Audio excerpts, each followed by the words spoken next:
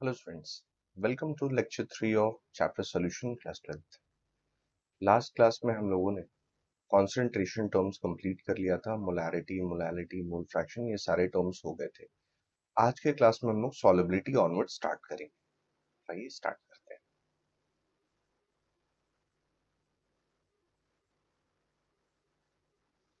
So first term जो हमें understand करना है यहाँ पे, that is what is solubility. Solubility क्या होता है? तो solubility is the maximum amount of solute that can dissolve in a solvent at a given temperature and pressure। किसी भी गिवन टेम्परेचर प्रेशर में मैक्सिमम कितना सॉल्यूट आप गिवन अमाउंट ऑफ सॉल्वेंट में डिसॉल्व कर सकते हैं, उसको हम लोग सॉलिबिलिटी कहते हैं। जैसे मान लीजिए आपने 100 ml ऑफ वाटर लिया और उसमें 2 ग्राम ऑफ शुगर उस टेम्परेचर प्रेशर पे ऐड कर पा रहे, तो हम लोग ये बोल पाएंगे दैट सॉलिबिलिटी 2 ग्राम पर 100 ml वहां पे है। तो इस वे में सॉलिबिलिटी को डिफाइन किया जा सकता है। वो मोल्स के टर्म में हो सकता है, मास के टर्म्स में हो सकता है, बिकॉज मोल और मास बहुत आराम से इंटरचेंज किए जा सकते हैं। सॉलिबिलिटी फिर हम लोग सॉलिड का लिक्विड में और गैस का लिक्विड में, ये दो स्पेसिफिक केसेस को भी ऑब्जर्व करेंगे। सो नेक्स्ट इज कौन कौन से ऐसे फैक्टर्स हैं जिस पे सॉलिबिलिटी इफेक्ट हो सकती है। Nature of solute and solvent, तो एक बहुत जनरल टर्म यहाँ पे आता है, like dissolves like.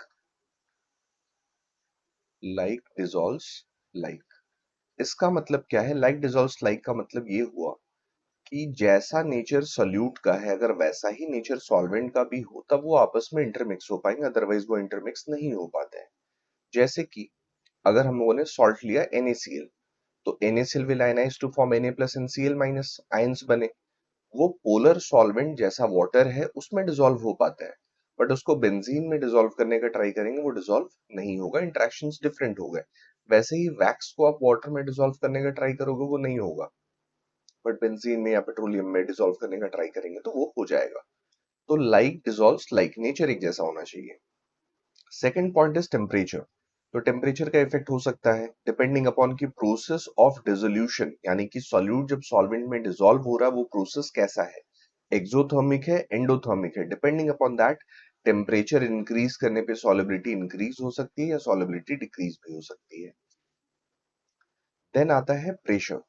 Pressure specially applicable होगा गैसेस के लिए, सॉलिड के लिए उतना एप्लीकेबल नहीं होता है, बिकॉज सॉलिड और लिक्विड जो है मोस्टली इनकम्प्रेसिबल है, बट गैसेस पे प्रेशर का बहुत ज्यादा इफेक्ट हो सकता है।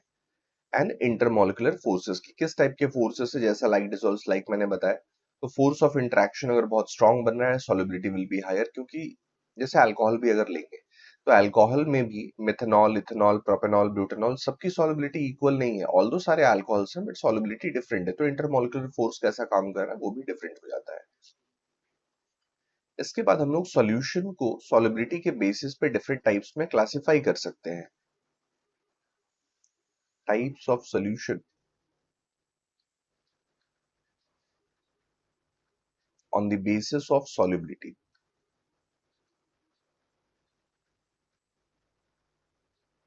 on the basis of solubility कौन कौन से टाइप्स यहाँ पे कर सकते हैं हम लोग?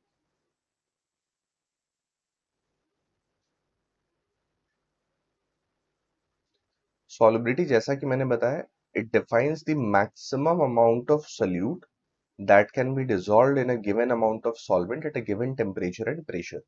तो रेफरेंस स्टैंडर्ड ये होगी कि मैक्सिमम कितना डिसॉल्व हो सकता है। तो सॉलिबिलिटी के बेसिस पे सॉल्यूशन जो है दैट कैन बी अनसैचुरेटेड, और it can be saturated,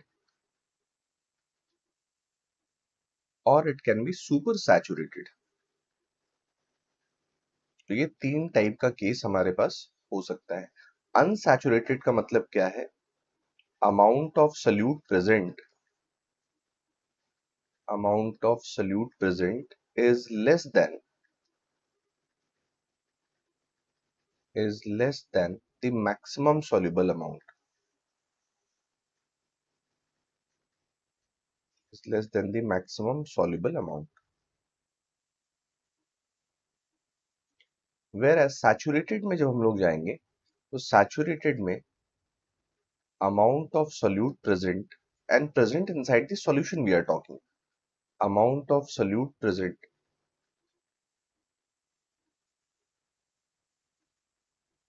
is equal to the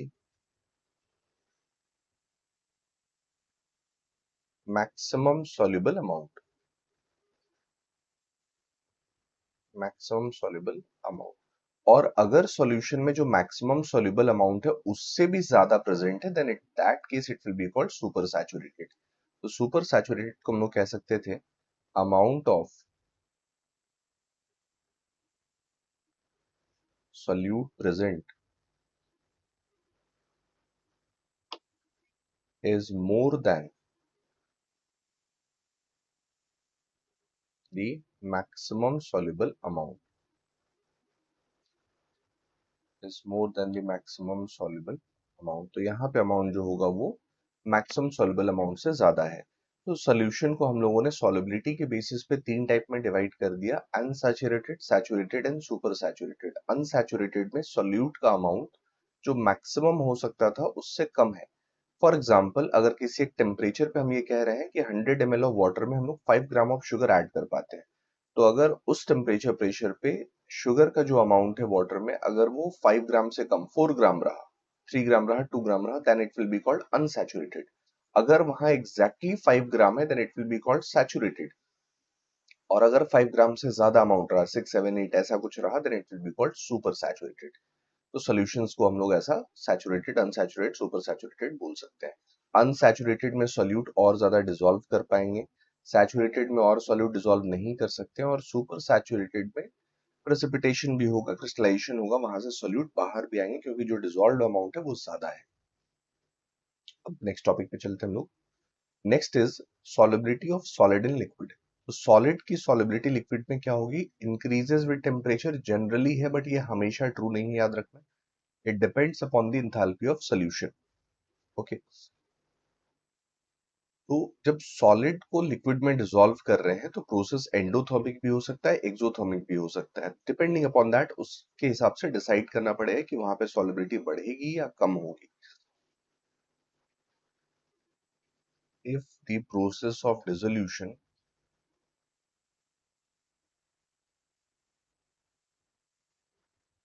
the process of dissolution is, दो केसेस ले लेते हैं इसके हम लोग।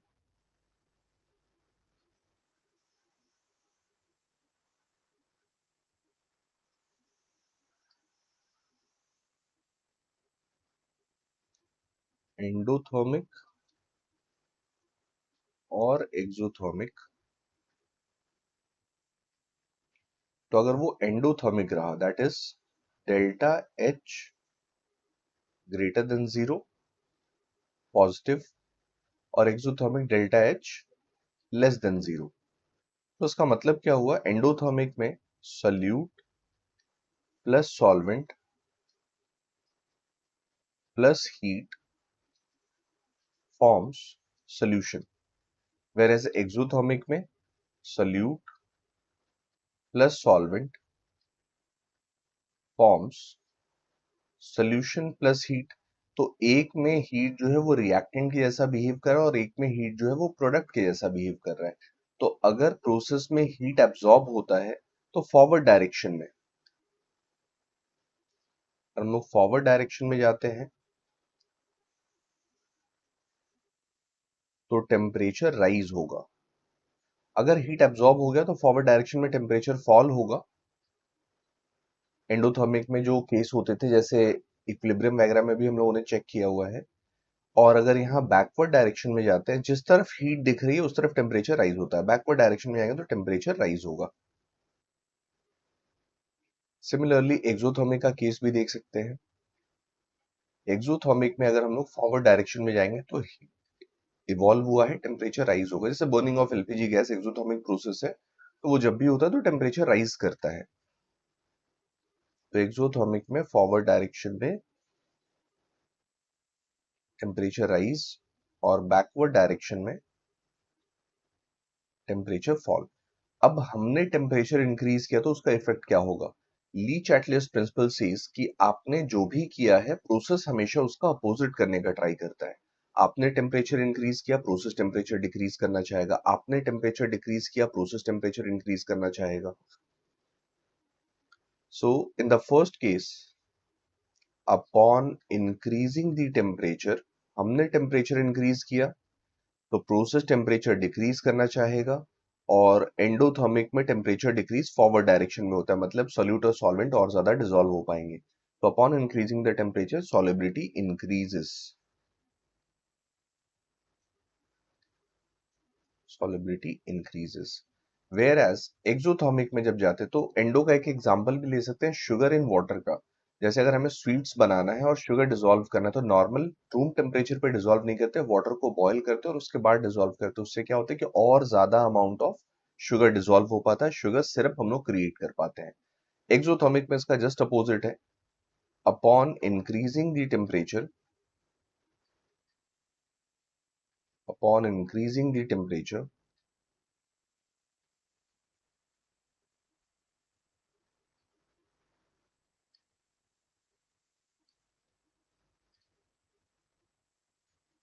solubility decreases,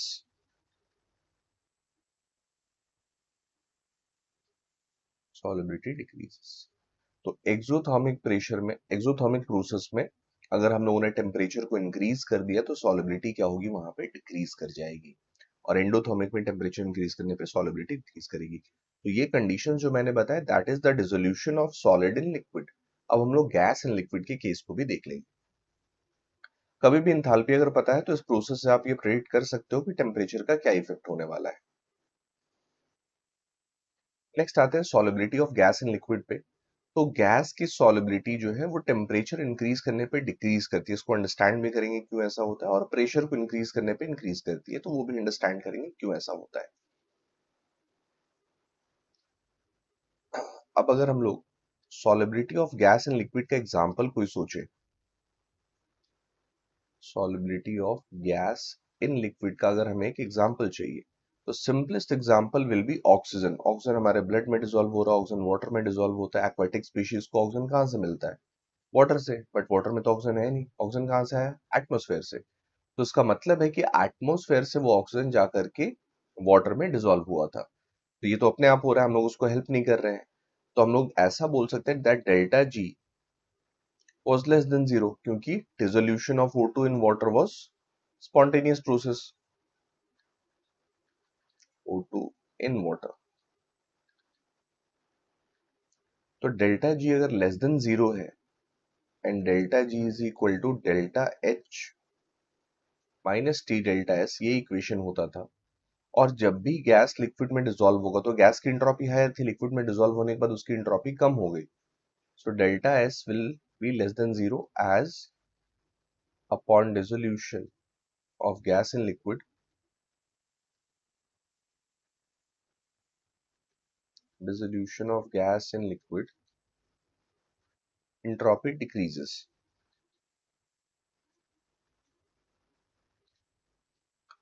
तो delta G negative, delta S भी नेगेटिव था। तो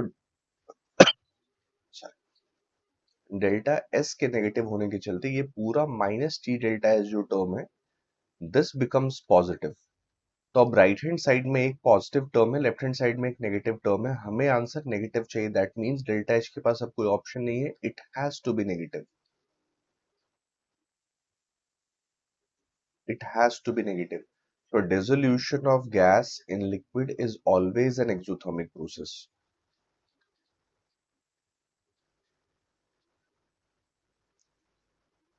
Dissolution of gas in liquid is an exothermic process. तो अगर ये एक्सोथर्मिक प्रोसेस है, दैट मीन्स हम अगर टेम्परेचर इंक्रीज करेंगे तो सॉलिबिलिटी यहाँ पे डिक्रीज होगी। Therefore, upon increasing the temperature,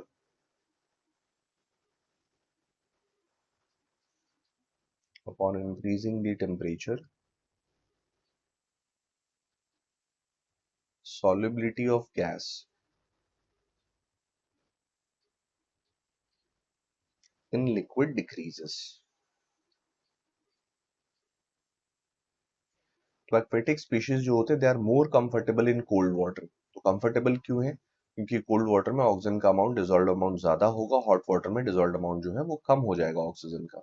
इसीलिए इंडस्ट्रीज को बहुत बार रूल्स एंड रेगुलेशंस के थ्रू वो डायरेक्टली हॉट वाटर जो है वो फ्लोइंग स्ट्रीम में नहीं डाल सकते हैं। अगर उन्हें वाटर रिलीज करना है अपने इंडस्ट्री से तो पहले उसे कूल डाउन करना होगा। तो बहुत बार आप जब ट्रैवल करते हो, ट्रेन वगैरह से जाते हो, तो इंडस्ट्रियल एरियाज में आपको बहुत बड़े बड़े टावर्स दिखते होंगे। ऐसे कुछ टावर्स दिखते होंगे आपको जिसपे से वेपर निकलता रहता है। So these are called cooling towers. इनका काम है, जो प्रोसेस सॉल्वेंट था वहां पे, वाटर जो था उसके टेम्परेचर को डिक्रीज करना। उसको कूल करके दोबारा इस्तेमाल भी कर सकते हैं, या उसको रिलीज करना है तो वापस हम लोग रिलीज भी कर सकते हैं। ओके। तो solubility of gas in liquid में हमने ये समझा कि अगर टेम्परेचर इंक्रीज करेंगे तो गैस की सॉलिबिलिटी लिक्विड में डिक्रीज होगी, और टेम्परेचर डिक्रीज करेंगे तो गैस की सॉलिबिलिटी लिक्विड में इंक्रीज होगी। इसीलिए कार्बोनेटेड ड्रिंक्स जितने भी हैं वो हमेशा कोल्ड होते हैं, चिल्ड होते हैं। कोई भी हॉट कार्बोनेटेड ड्रिंक्स आपने आज तक नहीं सुना होगा, क्योंकि कार्बोनेटेड ड्रिंक्स में अगर टेम्परेचर को इंक्रीज कर देंगे तो सॉलिबिलिटी कम होगी, वहां CO2 एग्जिस्ट ही नहीं करेगा, जो स्पेसिफिक टेस्ट आता था वो नहीं आएगा। सोचा कभी हॉट कोक मिल रहा है, हॉट थम्स अप मिल रहा है, स्प्राइट मिल रहा है, ऐसा मिलता तो शायद पता नहीं कैसा होता, बट नहीं मिलता है। ठीक है, तो क्यों नहीं मिलता है उसका आंसर हमने समझा अभी। नेक्स्ट हम लोग आते हैं प्रेशर के इफेक्ट पे। तो प्रेशर का इफेक्ट क्या होता है कि जितना ज्यादा प्रेशर गैस का होगा लिक्विड के सरफेस के ऊपर, उसकी सॉलिबिलिटी उतनी ही ज्यादा हो जाएगी, और प्रेशर कम होगा तो सॉलिबिलिटी कम हो जाएगी। इस चीज को हेनरीज ने एक्सप्लेन किया, हेनरीज लॉ के थ्रू। तो हेनरीज लॉ का स्टेटमेंट क्या है? That at constant temperature solubility of gas in a liquid is directly proportional to the partial pressure of gas। अगर टेम्परेचर फिक्स है तो उस लिक्विड में गैस कितना डिसॉल्व होता है ये उसके पार्शियल प्रेशर पे डिपेंड करेगा। अगर प्रेशर ज्यादा तो सॉलिबिलिटी ज्यादा, प्रेशर कम तो सॉलिबिलिटी कम। तो P is equal to KH into X। P stands for partial pressure, partial pressure। KH is Henry's law constant,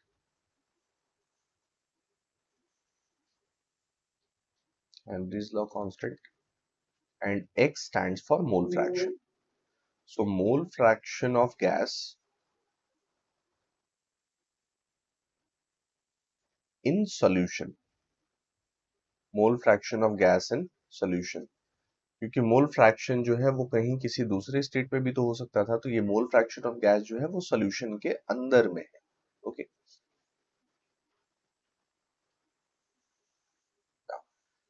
तो P was the partial pressure, Kh is Henry's constant and X is mole fraction of gas।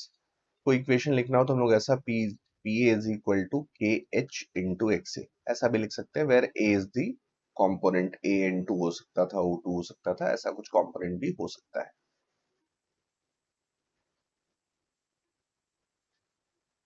Then अगर graph हमें draw करना हो partial pressure और mole fraction के लिए, तो equation जो लिखा that was P is equal to K H into X. इसको अगर कंपेयर कर दे Y is equal to M X plus C से, तो Y एक्सेस पे पार्शियल प्रेशर, X एक्सेस पे mole fraction, and slope is equal to K H, intercept is 0। तो slope जो इसका होगा इस ग्राफ का, slope will be equal to K H. तो अगर ऐसा कोई ग्राफ अवेलेबल है तो उसके स्लोप को अगर आप फाइंड कर पाते हो तो हेनरीज लॉ कांस्टेंट वहां पे क्या होगा वो भी आप चेक कर पाओगे। एनसीईआरटी के बुक में डिफरेंट कंपोनेंट्स के लिए डिफरेंट टेम्परेचर्स पे हेनरीज लॉ कांस्टेंट दिया हुआ है, that you can understand and you can use. एक और चीज यहाँ पे, जो इक्वेशन लिखा हमने that is P is equal to K H into X, इसको हम लोग ऐसा भी लिख सकते हैं X is equal to P A upon K H, and X is standing for solubility, mole fraction जो है।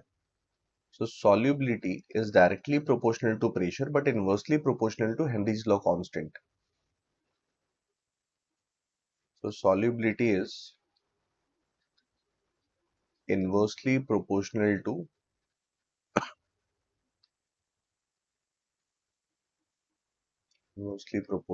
KH. As the value of KH increases, solubility decreases. And as the value of KH decreases, solubility increases. तो इस वे में हम लोग solubility को cage के साथ रिलेट कर सकते हैं। अब हेनरीज लॉज के कुछ एप्लीकेशन भी हैं, प्रैक्टिकल एप्लीकेशन भी है, उनको देख लेते हैं। तो जैसा कि एग्जांपल था carbonated drink, scuba diving, high altitude breathing, packaging of soft drinks. तो ये सारे कुछ एप्लीकेशन है, एक एक करके इनको अंडरस्टैंड करेंगे। कार्बोनेटेड ड्रिंक्स का एग्जांपल अगर देखें तो CO2 is dissolved in soft drinks under high pressure when open pressure decreases and gas escapes। तो जब भी आप कोक के बॉटल को ओपन करते हो तो वहां पे फिज क्रिएट होता है। तो वो फिज जो क्रिएट हुआ वो क्यों था? बिकॉज जो कार्बन डाइऑक्साइड उस बॉटल के अंदर में था वो हाई प्रेशर पे था, बाहर का प्रेशर कम है। तो जैसे ही बॉटल को ओपन करेंगे दोनों प्रेशर से इक्वल होना चाहेंगे, तो इनसाइड का प्रेशर हायर है, इसलिए गैस इनसाइड से आउटसाइड निकलना चाहता है और वो बबल्स जो होते हैं उसको क्रिएट करता है। और बॉटलिंग जो है वो हाई प्रेशर पे क्यों की गई? क्योंकि हाई प्रेशर पे कार्बन डाइऑक्साइड जो है वो डिसॉल्व हो सकता था, लो प्रेशर पे करते तो उतना डिसोल्यूशन उसका नहीं होता। तो अगर आपने कोक निकाला या थम्स अप निकाला एक बॉटल में और उसको आप तब ड्रिंक करते हो तो एक अलग टाइप का टेस्ट आता है। आफ्टर अ वाइल जैसे उसको नॉर्मल टेम्परेचर पे आने दो या थोड़ा टाइम अगर बीत जाए तो जो गैस उसके अंदर में था वो स्केप आउट हो जाएगा। अगर वो गैस स्केप आउट हो गया और उसके बाद उसको टेस्ट किया जाए तो वो सेम टेस्ट नहीं आता है। और अगर वो कोल्ड ड्रिंक रूम टेम्परेचर पे आ जाए और उसके बाद टेस्ट करें तो it is simply sugar water, वहां वो कोई स्पेशल टेस्ट वहां पे नहीं रह जाता है। तो कार्बन डाइऑक्साइड का डिसोल्यूशन जो है जैसे जैसे टेम्परेचर बढ़ेगा वो कम होता जाएगा, और हाई प्रेशर पे उसकी सॉलिबिलिटी ज्यादा है इसलिए उस कोल्ड ड्रिंक में वो डिसॉल्व हो पाया था। नेक्स्ट एग्जांपल आता है स्कूबा डाइविंग का। अब स्कूबा डाइविंग में क्या होता है कि आप डीप सी डाइविंग कर रहे हो तो वहां पे आपको एयर चाहिए, ब्रीदिंग apparatus चाहिए। तो ब्रीदिंग apparatus पे हम लोग प्योर ऑक्सीजन तो ब्रीथ करते नहीं है, एयर ब्रीथ करते हैं। एयर में हमारे पास O2 है, N2 अदर गैसेस है। तो नॉर्मल एटमॉस्फेयर में जब एयर ब्रीथ करते हैं तो हमारे ब्लड में N2 डिसॉल्व नहीं होता है। बट बहुत अगर डेप्थ में चलेगा तो जैसे जैसे डेप्थ में जाएंगे प्रेशर इंक्रीज होगा। प्रेशर इंक्रीज होने से वहां पे क्या होगा कि जो N2 पहले ब्लड में डिसॉल्व नहीं होता था वो अब डिसॉल्व होना स्टार्ट कर देगा। अगर N2 डिसॉल्व होने लगे या उसकी सॉलिबिलिटी ज्यादा हो जाए अभी, तो हमारा बॉडी N2 को तो यूज कर नहीं पाएगा, N2 ब्लड स्ट्रीम में फ्लो होता रहेगा। अब वो स्कूबा डाइवर जब वापस ऊपर आएगा तो वो N2 बाहर निकलना चाहेगा, और सडनली वो सारा N2 जब बाहर निकला तो जैसे कोक में फिश बन रहा था वैसे ही ब्लड में क्या होगा, छोटे छोटे एयर पॉकेट्स बन जाएंगे, एम्प्टी स्पेसेस बन जाएंगे। वो हार्ट में जाकर के उसके फंक्शनिंग को हैम्पर कर सकते हैं। प्लस उससे बहुत ज्यादा पेन होता है and that situation is called bends. तो दोनों ही केस में अच्छी चीज नहीं है, हार्मफुल है और डेंजरस भी है, लाइफ थ्रेटनिंग भी हो सकती है। तो इसको अवॉइड करने के लिए हम क्या करते हैं, स्कूबा डाइविंग apparatus का जो ब्रीदिंग apparatus है उसमें कुछ अमाउंट ऑफ N2 को हीलियम से रिप्लेस कर देते हैं। हीलियम से क्यों रिप्लेस किया? क्योंकि हीलियम की सॉलिबिलिटी जो है वो उस प्रेशर पे भी बहुत कम रहेगी। एक तो हीलियम कम डिसॉल्व होगा, और अगर डिसॉल्व थोड़ा बहुत होता भी है तो हीलियम का साइज बहुत छोटा है, तो वो उतना ज्यादा हार्म क्रिएट नहीं कर सकता। दैट इज द रीजन कि हम लोग N2 को हीलियम से रिप्लेस करते, तो N2 का परसेंटेज स्कूबा डाइविंग apparatus में जो है कम रहता है। नेक्स्ट हाई एल्टीट्यूड पे जाते हैं। तो अगर कोई माउंट एवरेस्ट पे क्लाइम कर रहा है तो जैसे जैसे आप हिल्स पे ऊपर की तरफ जाओगे एयर प्रेशर कम होता जाएगा। अगर एयर प्रेशर कम है तो solubility of oxygen in blood will also be less. तो ब्लड में ऑक्सीजन अब उतना वो डिसॉल्व नहीं हो पा रहा है, तो आपको थोड़ा सा नौशिया फील होगा, प्लस लाइट हेडेडनेस फील होगा। बिकॉज ऑक्सीजन नहीं जा रहा तो एनर्जी कम होगी एंड यू कैन फेंट ऑल्सो। तो इसलिए अगर कोई हाई एल्टीट्यूड पे ट्रैक करने जाता है तो इन दैट केस वो सडनली बहुत एल्टीट्यूड पे नहीं जाते, स्लोली स्टेप बाय स्टेप जाते हैं कि आज यहाँ पे स्टॉप कर गए, फिर कुछ दिनों बाद अगले स्टेप पे जाएंगे, फिर अगले स्टेप पे जाएंगे, ताकि आपका बॉडी उस सिचुएशन को अडेप्ट कर पाए। अदरवाइज सडनली उस हाइट पे चले जाएंगे तो बहुत हार्म हो सकता है। Low pressure reduces oxygen solubility in blood leading to breathing issues. ये कब होगा? जब आप हाई एल्टीट्यूड्स पे जाओगे। एक क्वेश्चन भी है हमारे पास यहाँ पे हेनरीज लॉ के ऊपर, इस क्वेश्चन को ट्राई करते हैं, और ये IIT-JEE का है question. Question says the Henry's law constant for the solubility of N2 gas in water at 298 Kelvin is 1 into 10 power 5 atm. The mole fraction of N2 in air is 0.8. The number of moles of N2 from air dissolved in 10 moles of water at 298 Kelvin and 5 atm pressure is. तो number of moles of N2 from air dissolved in 10 moles of water हमें निकालना है। यहाँ पे कैसे approach करेंगे? तो सबसे पहले N2 का मोल फ्रैक्शन एयर में कितना है? 0.8, और प्रेशर कितना है? 5 atm। तो हम लोग प्रेशर ऑफ N2 पहले निकाल लेंगे डाल्टन्स लॉ को यूज करके। Pressure of N2 is equal to P of air and mole fraction of N2। तो एयर में मोल फ्रैक्शन ऑफ N2 जो है दैट इज 0.8। एयर का प्रेशर 5 था, 5 multiplied with 0.8 that is equal to 4 atm। तो N2 का pressure इस 5 atm में 4 atm ही है, 5 atm नहीं है। देन उसके बाद हम लोग हेनरीज लॉ लगा सकते हैं, that is P of N2 is equal to KH into X of N2। पहला X ऑफ N2 जो था वो एयर के लिए था, ये X ऑफ N2 वाटर के अंदर में है। P ऑफ N2 हमें 4 atm मिल गया। KH is equal to 1 into 10⁵। इसको सॉल्व करेंगे तो मोल फ्रैक्शन ऑफ N2 मिल जाएगा। Mole fraction of N2 comes out as 4 into 10⁻⁵। अब 4 इंटू 10⁻⁵ भी हमारे ऑप्शन में है, बट ये आंसर नहीं है। क्यों आंसर नहीं है? क्योंकि क्वेश्चन पूछ रहा है इन 10 moles of water, not in 1 mole of water.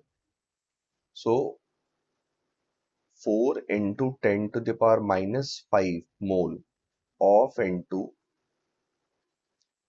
is present in 1 mole of solution, and since N2 का अमाउंट बहुत कम है, 1 mole of solution is approximately equal to 1 mole of water।